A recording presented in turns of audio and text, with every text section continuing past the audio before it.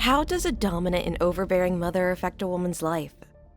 The mother of future Hollywood star Frances Farmer, obsessed with the idea of controlling her daughter's life, tried to shield her from all dangers. Instead, she planted a time bomb that ultimately destroyed Frances' destiny, a fate no one would envy.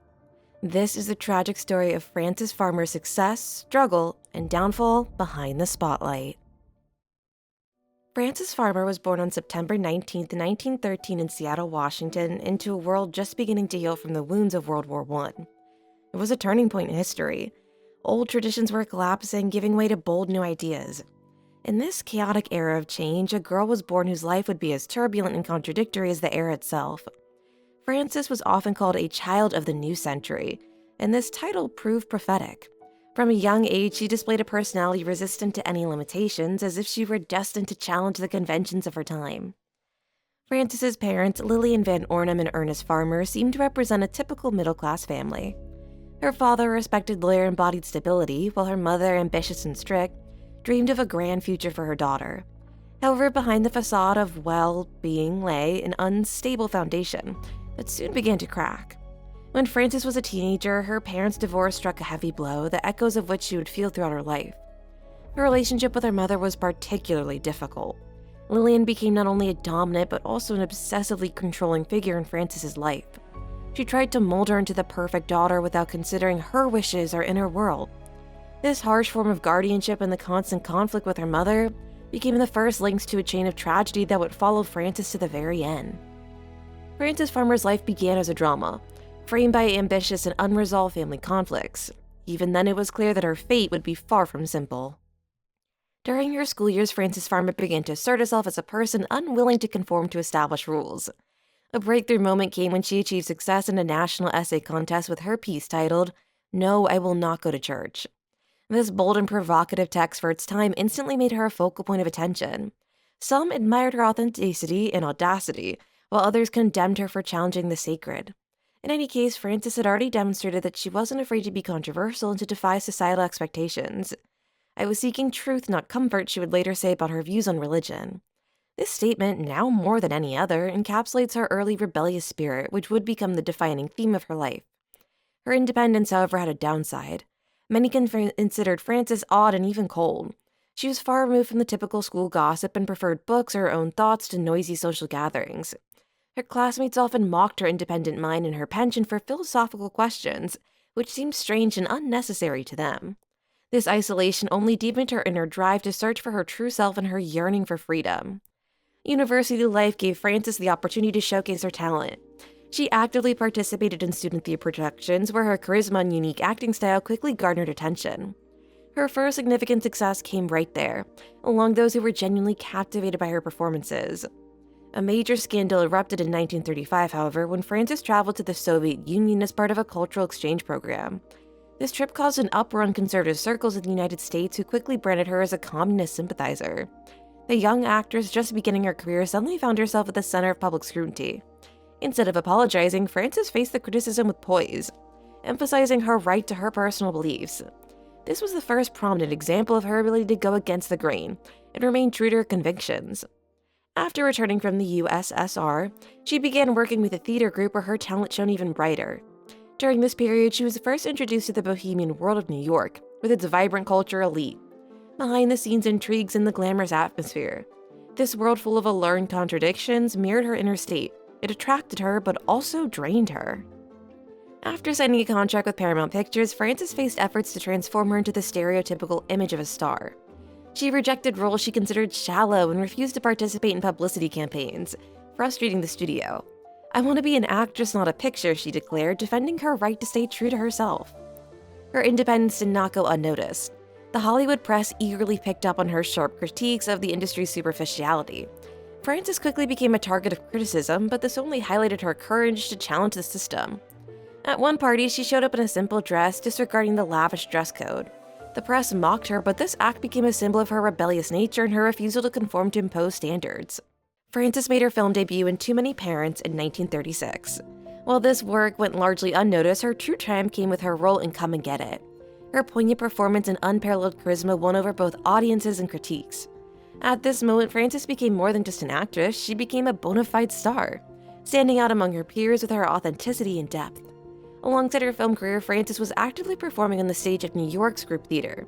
Known for its boldness and realism, this collective became a place where she could fully unleash her talent. Her work in the theater solidified her reputation as a serious actress unafraid of challenging roles and raw emotions. Frances Farmer was not one to accept imposed rules. When Hollywood demanded that she conform to its standards, she rejected studio offers if the roles seemed meaningless or lacked depth. This behavior led to constant clashes with executives, but it also reinforced her identity as a person willing to lose everything for her principles.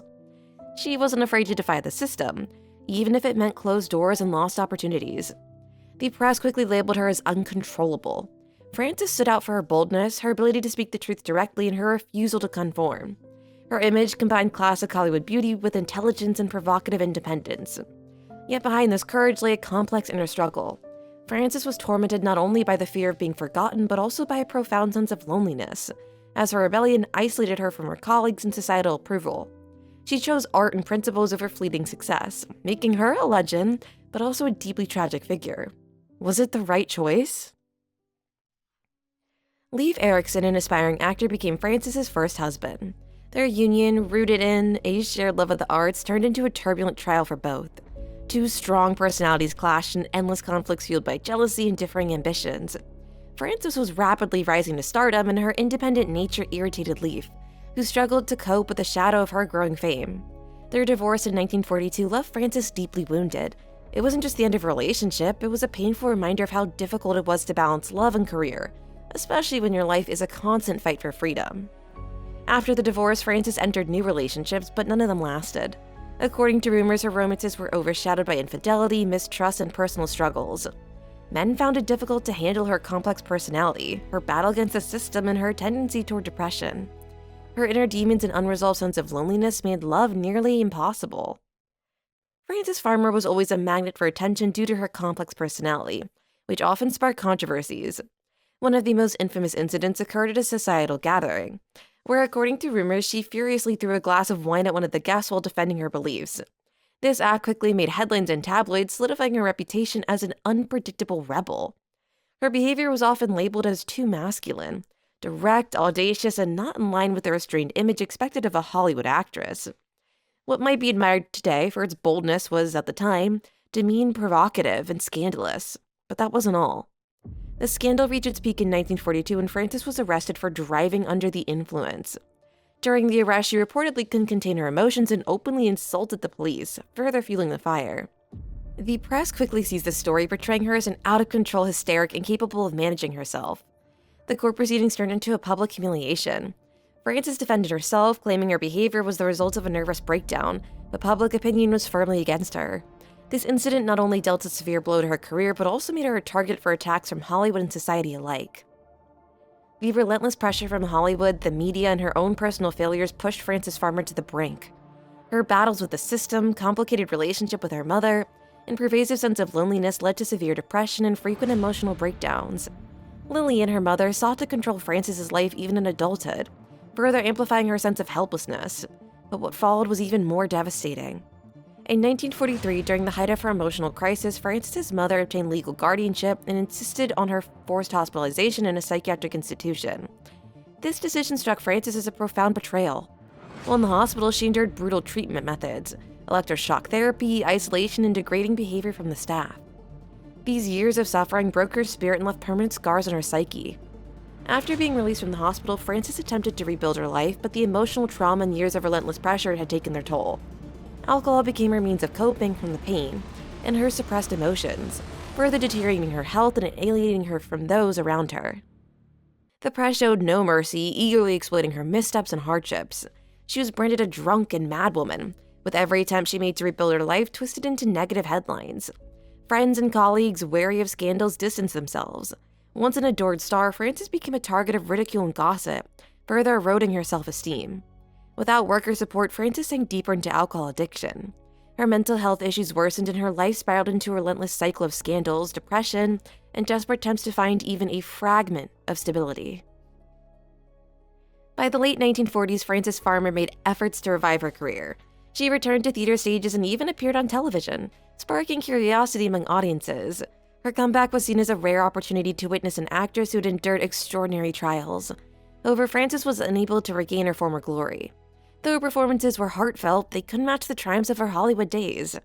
She secured a job on local television in Seattle, hosting a small program in an attempt to reclaim a sense of purpose, even on a modest scale. Despite her efforts to forge a new creative identity, these endeavors remained incomplete, and her achievements paled in comparison to her past success. Frances sought stability in her life, but her psychological scars and tarnished reputation continued to haunt her. She tried to return to a semblance of normalcy, yet the heavy burden of her past, marked by battles against the system, societal judgment, and personal tragedies, lingered like a shadow. These deep wounds hindered her ability to fully recover and find lasting peace. In her later years, Frances Farmer became increasingly withdrawn. She had little contact with her former friends and colleagues. Her circle consisted of only a few acquaintances and staff from local theaters. Without financial stability, she lived modestly, relying on a small income to make ends meet. In her final years, Frances retreated further into solitude.